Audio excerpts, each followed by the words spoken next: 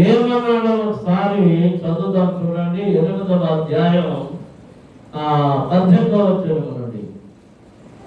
జకర్యా గ్రంథం 8వ అధ్యాయం 18వ వచనం నుండి. మరియు సైన్యములకు అధిపతియగు యెహోవా వాక్కు నాకు ప్రత్యక్షమై ఎలాగు సెలవిచ్చెను. సైన్యములకు అధిపతియగు యెహోవా ఆజ్ఞ ఇచ్చినదేమనగా 4వ నెలలోని ఉపవాసము, 5వ నెలలోని ఉపవాసము, 7వ నెలలోని ఉపవాసము, 10వ నెలలోని ఉపవాసము, యోధా ఇంటి వారికి సంతోషమును ఉత్సాహమును పుట్టించు మనోహరములైన పండుగలను. కాబట్టి సత్యమును సమాధానమును ప్రియముగా ఎంచుడి. దేవునికి స్తోత్రం. హల్లెలూయా. దేవునికి స్తోత్రం చెల్లించాలి. స్తోత్రం చెల్లించాలి. నాకు సత్రాకు పెంచుకొస్తాడు కాదని చెప్పారు. సత్రం కొట్టే పెంచుకొస్తాడు కాదు. మనం ఏం పెంచుకొస్తాడు? చేతులెత్తి గట్టిగా నోరు తెరిచి స్వరము వినబడేటట్టు స్తుతి చెల్లించే పెంచుకొస్తాడు. అందరూ స్తోత్రం చెల్లించండి. హల్లెలూయా. హల్లెలూయా. నేను సంవత్సరం 12 మార్లు చేస్తా ఉన్నాను అన్నాను. జకర్యాతో దేవుడు ఏం చెప్పాడు? ఎప్పుడెప్పుడు ఉపవాసాలు చేయాలన్నాడు?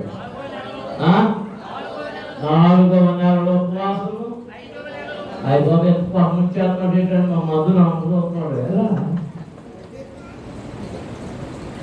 4వ నెలలో ఉపవాసము, 5వ నెలలో ఉపవాసము, 7వ నెలలో ఉపవాసము, 10వ నెలలో ఉపవాసము. ఎన్ని నెలలు? 4 నెలల్లో 12 నెలలలో 4 నెలలు ఉపవాసం చేయాలి. 4 నెలల్లో ఎందుకు ఉపవాసం చేయాలో దానికి కారణం ఉంది. 5వ నెలలో ఎందుకు ఉపవాసం చేయాలో దానికి కారణం ఉంది. 7వ నెలలో ఎందుకు ఉపవాసం చేయాలో దానికి కారణం ఉంది. 10వ నెలలో ఎందుకు ఉపవాసం చేయాలో దానికి కారణం ఉంది. అందరూ ఇశ్రాయేలు ప్రజలందరూ కూడి ఉపవాసం ఉండి ప్రార్థించాలి. అది యోధా ఇంటి వారికి చెప్పండి.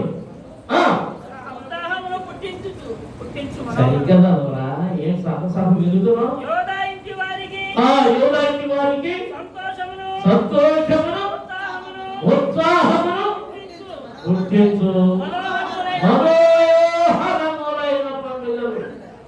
మనోహరములైన పండుగలు. దేవునికి స్తోత్రం. అందరూ స్తోత్రం చేస్తున్నాం. హల్లెలూయా.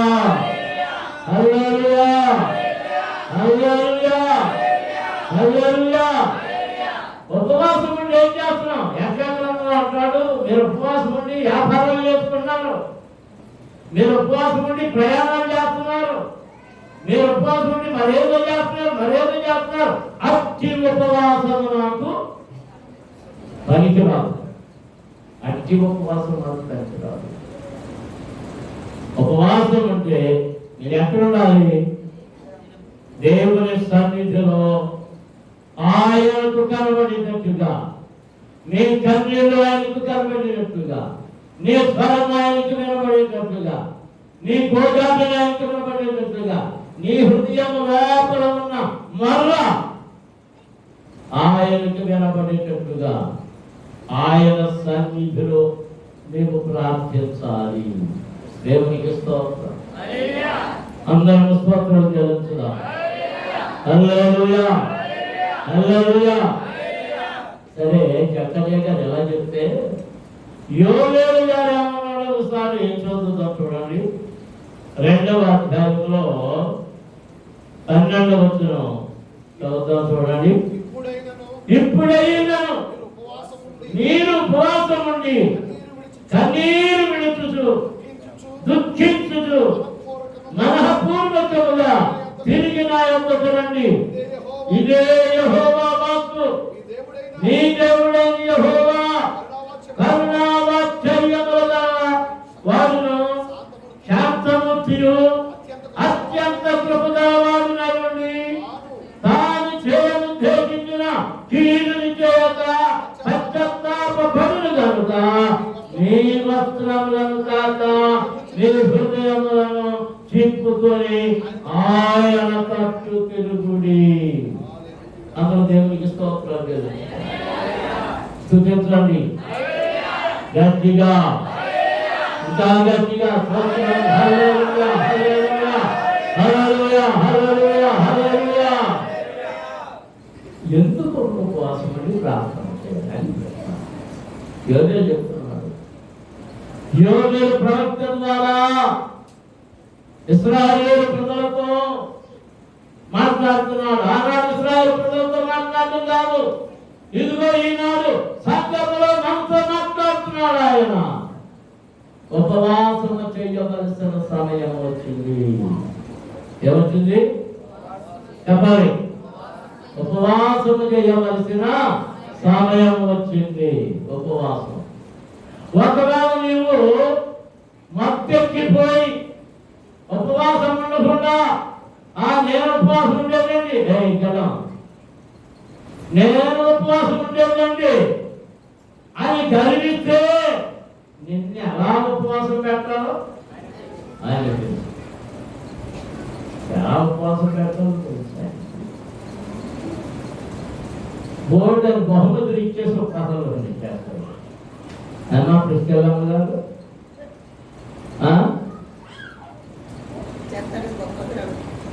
ఏంటో అనుమానం. ఇద్దరు కలిసి మాట్లాడుతారు ఫ్రెండ్స్ ఇద్దరు. దేవునికి స్తోత్రం. హల్లెలూయా. సంఘం ఎందుకు ఉపవాసం ఉండాలి అది నేను జ్ఞాపకం చేసి దేవుని సంక్రాంతి తర్వాత జ్ఞాపకం చేస్తాను. కానీ ముందు ఈ మొదటి అధ్యాయంలో మొదటి నుంచి చదువుతాం. యోవేలు గ్రంథం మొదటి అధ్యాయం మొదటి నుండి. బెతూయేలు కుమారుడైన యోవేలునకు ప్రత్యక్షమైన యెహోవా వాక్కు పెద్దలారా ఆలకించుడి. దేశపు కాపురస్తులారా మీరందరూ చెవియొగ్గుడి.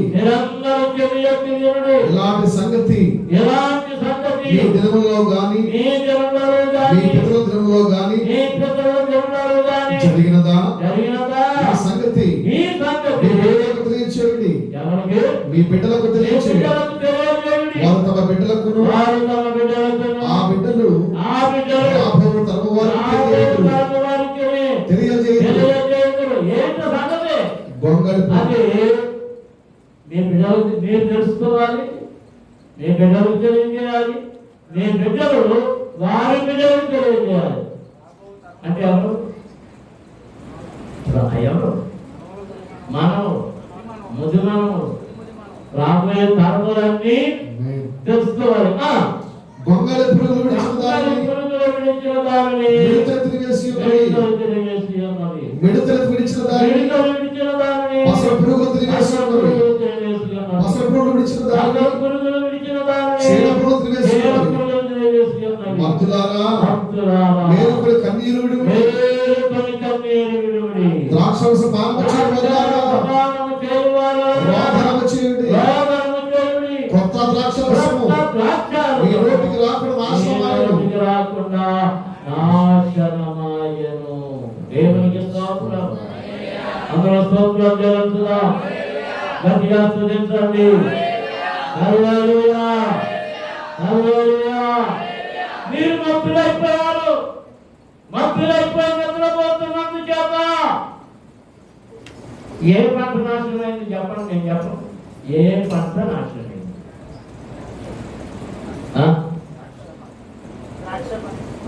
మీ నోటికి ఏం రాకుండా పోయింది? క్రొత్త ద్రాక్ష రసం రాకుండా పోయింది. అంటే ఏ పంట నాశనం అయిపోయింది? అంటే ఏ తోట నాశనం అయిపోయింది? ద్రాక్ష తోట. ద్రాక్ష తోట ఏంటి? దేవుని సంఘమే ద్రాక్ష తోట. ఆ ద్రాక్ష వనములోని ఒక ద్రాక్ష వల్లివి నీవు, ఒక ద్రాక్ష చెట్టువు నీవు. నీవు ఫలించాలి, ద్రాక్షలు ఫలించాలి, ద్రాక్షలు కాయాలి. దేవునికి స్తోత్రం. అందరూ స్తోత్రం చెల్లించుదాం. హల్లెలూయా, హల్లెలూయా, హల్లెలూయా. ఆత్మీయంగా ఫలించాలి. నీవు మత్తు అయిపోయినందుచేత ముందే వచ్చి తినేసి ఆట గొంగళి పురుగులు తినేసి. వ్యవసాయం చేసేప్పుడు తెలుసు, గొంగళి పురుగు పట్టినట్టు కనబడతా. గొంగళి పురుగుల్లో రకాలు ఉన్నాయి. పెద్ద గొంగళి పురుగు అయితే పైన కనబడుతుంది. ఆ చిన్న గొంగళి ఉన్నాయి, అవి ఎక్కడ పడితే తెలుసా? ఆ బరుగున ఆ విధంగా పట్టేస్తాయి. ఎప్పుడు గొంగళి పురుగు చేతి చూడగానే సరైన రైతు అయితే గొంగళి పురుగు పట్టేసిందండి అంటాడు. అంటే ఆ ఆకు పైన మెల్లగా పెరుగు ప్రారంభమవుతుంది. దాని పచ్చదనం అంతా తినేది. ఆ గొంగళి పురుగులు తినేసి వదిలేసిందని ఎవరు చేస్తున్నారంట? మిడతలు వచ్చేసి. మిడతలు గోల్డెన్ రకాలు ఉన్నాయి. మిడతలో గోల్డెన్ రకాలండి. నాన్న మిడత, ఆ మిడత, ఈ మిడత, పెద్ద మిడత, చిన్న మిడత, మాంసం మిడత. ఇది ఎలాంటి మిడత? ఒక రకం మిడత అయితే యోహాను గారి భోజనం మిడతలే. దేవునికి స్తోత్రం. మిడతలు తినేసి వదిలేసిందాన్ని పాసర పురుగులు. అసలు పురుగులు చూసారా? చైనా వాళ్ళకి ఎంత ఇష్టమో ఆ థాయిలాండ్ ఆడని ఆ పసర పురుగులు అన్ని ఫ్రై.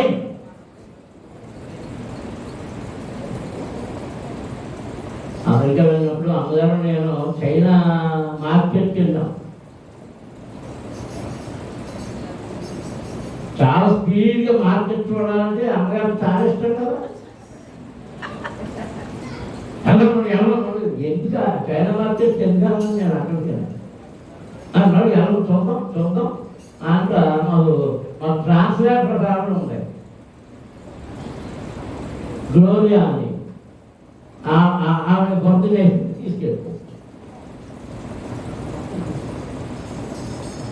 తీసుకెళ్ళిపోతే లోపలికి వెళ్ళాక సంవత్సరం మొదలెట్టాక బాక్సులో పాములు ఒక చోట, కప్పలు, రకరకాల కప్పలు, రకరకాల పురుగులు మనకి చెట్టుకి పడతాయి. ఎండు చెట్టుకి తెల్ల పురుగులు పడతాయి, లడ్డు పురుగులు. ఆ లడ్డు పురుగులు ఈ పచ్చ పురుగులు, ఈ వేరు పురుగులు, ఇవన్నీ కొంచెం అది పెట్టి చేసేస్తున్నారు, కొంత చేస్తున్నారు. అయ్యి బాగా వెళ్ళిపోతాం.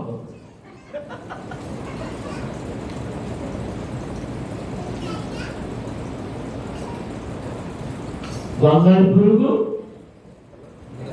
మిడతలు, పసర పురుగు, చీడ పురుగు, ద్రాక్ష వనమును పాడు చేసే పనికి మారినవి నీ ఆత్మీయ జీవితమును నాశనం చేస్తాయి. సంఘములోని ఆత్మీయతను తిరివేస్తూనే, పరిశుద్ధతను తిరివేస్తూనే. దేవునికి స్తోత్రం. హల్లెలూయా, హల్లెలూయా. అది తిరివేయడం వలనే ప్రార్థన లేకుండా పోయింది నీ జీవితంలో. కనిపెట్టడం లేకుండా పోయింది. వాక్యం శ్రద్ధ తగ్గింది. ఇవన్నీ అంటే మళ్ళా నా సమయం వచ్చినప్పుడు వాటిని వివరిస్తాం. అందుచేత మత్తులారా మేలుకొని విడవండి. దేవునికి స్తోత్రం. మనం మేలుకొని కన్నీళ్ళు విడిచే సమయం ఇది. సంఘముల గురించి, నీ కుటుంబం గురించి,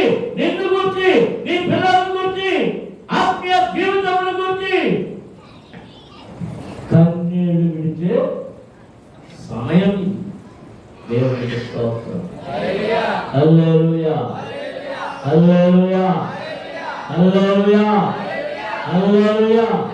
శ్రద్ధ కలిగి దేవుని సన్నిధిలో కనిపెట్టాలి. దేవునికి స్తోత్రం. ప్రార్థన యేసుని సందర్శన